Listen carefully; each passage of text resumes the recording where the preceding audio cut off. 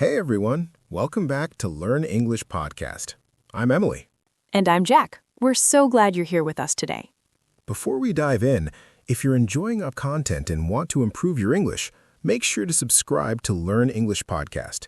It really helps us out and ensures you never miss an episode. Absolutely. So today, we're tackling something that confuses a lot of English learners. That's right. We're talking about the word would. It's one of those words that native speakers use constantly, but it can be pretty tricky to master. Oh, definitely. I remember when I was teaching English abroad, students would always ask me about this. They'd see it everywhere, but weren't quite sure how to use it themselves. Exactly. So let's break it down step by step. First off, would is what we call a modal verb. It doesn't really have meaning on its own, but it changes the meanings of other verbs. Right, and one of the most common uses is for polite requests. When you want to ask someone for something nicely, would is your best friend. For example, instead of saying, "Give me the salt," which sounds pretty demanding, you'd say, "Would you pass me the salt?" Much more polite. Or, would you mind closing the window? That's a really gentle way to ask someone to do something. And you can use it when offering things too, like, "Would you like some coffee?" instead of just, "Do you want coffee?" That's a great point. It just sounds more courteous and friendly. Now, another major use of would is talking about hypothetical situations, things that aren't real or haven't happened. Yes, this is where it gets interesting. When you use the second conditional, you're talking about imaginary or unlikely situations. The structure is if plus past tense, then would plus the base verb. Let me give you an example. If I won the lottery, I would travel around the world.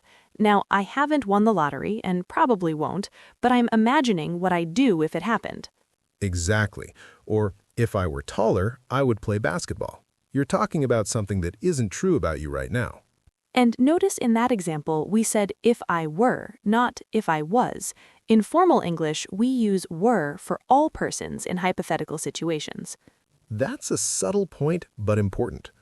Another use of would is for past habits, things you used to do regularly. Right, this is similar to used to, but slightly different. You can say, when I was a child, I would visit my grandmother every Sunday. Or, we would always go to the beach in summer. It describes repeated actions in the past. But here's the thing, you can only use would for actions, not states. So you can't say, I would be happy as a child. You have to say, I used to be happy, or just, I was happy. That's a really important distinction.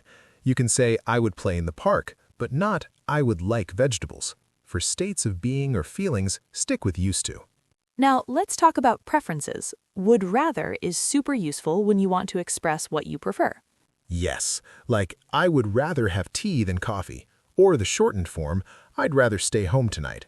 You can also use it with the past tense to talk about preferences for other people's actions. I'd rather you didn't smoke in here. That's more advanced, but very useful. Another common expression is would like, which is just a polite way of saying want. Instead of I want a sandwich, you say I would like a sandwich, or more commonly, I'd like a sandwich. And in questions, would you like to join us for dinner? It's so much more polite than do you want to join us? Absolutely. Now, would also appears in reported speech. When you're telling someone what another person said and the original statement was in the future or used will, you change it to would. Right. So if someone says, I will call you tomorrow, and you're reporting this later, you'd say, she said she would call me.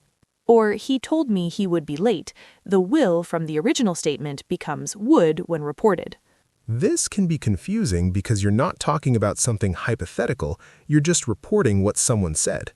Good point. Context is everything with would. Let's talk about some other common expressions. Have you heard people say, I wouldn't if I were you? Oh, yes, that's advice. You're suggesting that something isn't a good idea. I wouldn't eat that if I were you, means I don't think you should eat that. Or would you mind waiting here? Which is asking someone politely to do something. And the answer is the tricky part. If you don't mind, you say, no, I don't mind, or not at all. If you do mind, you say, actually, I would mind, or yes, I'm afraid I do. It confuses learners because no means you're willing to do it. It's the opposite of what many languages do. Very true. Now, would have is another form that's really useful. This is the third conditional, talking about past hypothetical situations. Things that didn't happen, and you're imagining different results. Like, if I had studied harder, I would have passed the exam, but I didn't study harder, so I didn't pass. Or, if we had left earlier, we would have caught the train, but you didn't leave earlier, so you missed it. This is talking about regrets or alternative past scenarios. It's if plus past perfect, then would have plus past participle. Right, and sometimes you'll hear just would have without the if clause when the condition is implied or already understood from context. Like, I would have called you, but my phone died. The condition is implied, if my phone hadn't died. Or, she would have come to the party, but she was sick. Again, the if part is understood. Now, let's talk about wouldn't for refusals or when something doesn't work. The door wouldn't open means you tried, but it didn't work. Or, he wouldn't listen to me means he refused to listen. He was unwilling. It shows resistance or something not happening despite effort. My car wouldn't start this morning. There's also would have to for logical conclusions. She's not answering her phone. She would have to be in a meeting. That's saying she must be in a meeting, but phrased differently. It's a deduction based on evidence. There's also in wishes. I wish you would stop doing that. Or, I wish it would stop raining. This expresses desire for something to change or be different. The structure is wish plus subject plus would. And there's if only I would, though if only I could is more common. If only I would remember to bring my keys. That's expressing frustration about something you keep failing to do. Let's talk about softening statements. Would makes things sound less direct. Yes, instead of that is a mistake, you might say that would be a mistake. It sounds less harsh, more like an opinion. Or I would say that's incorrect instead of that's incorrect. It's gentler, more diplomatic. In professional settings, this is incredibly valuable. I would recommend revising this section. Sounds better than you must revise this section. Definitely. There's also would seem or would appear for tentative observations. It would seem that we have a problem. That's less direct than we have a problem. It allows for the possibility that you might be wrong. Now, in everyday conversation, you'll hear a lot of contractions. I would becomes I'd, you would becomes you'd, and so on. Yes, and would not becomes wouldn't. These are extremely common in spoken English. In fact, saying the full form can sound quite formal or emphatic. Like if you say, I would not do that, with stress on not, you're really emphasizing your refusal. Exactly. There's also would you like me to for offers. Would you like me to help you with that? Or, would you like me to explain it again? It's offering assistance politely. And the response could be, yes, I would, thank you. Or, no, that's okay. There's an interesting use in storytelling, too. Sometimes people use would to describe what happened next. I knocked on the door and she would open it with a big smile. That's more literary or dramatic. It's not as common in everyday speech, but you might hear it. Right. Also, would love to is a really enthusiastic way of expressing desire. I would love to visit Japan someday. Or in response to an invitation, would you like to come to dinner? I would love to. It's warmer than just yes. There's also would think for expressing opinions. You would think they'd fix that by now, suggests surprise that something hasn't happened. Or I would think so, meaning I believe that's probably true. It's a way of agreeing tentatively. Let's talk about some mistakes learners make. One common error is forgetting to use the base form of the verb after would. Right, you can't say I would to go. It's I would go, or with like, I would like to go. Another mistake is using would when you should use will for definite future plans. I would go tomorrow sounds hypothetical. I will go tomorrow is definite. Yes, would adds that sense of uncertainty or conditionality. If you're sure about something, use will.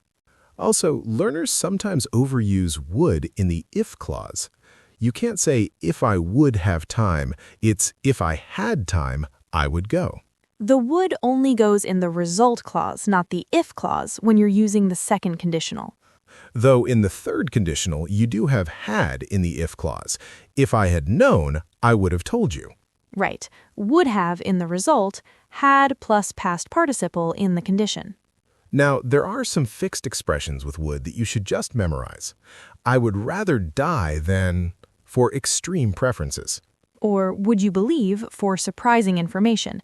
Would you believe she's actually 80 years old? That would be telling is a playful way of refusing to reveal information. And I would hope so or I would think so for expressing expectations. There's also the sarcastic use. Well, that would be just great. Said with sarcasm means the opposite. Tone is everything there. Without the sarcastic tone, it would sound genuine. Absolutely.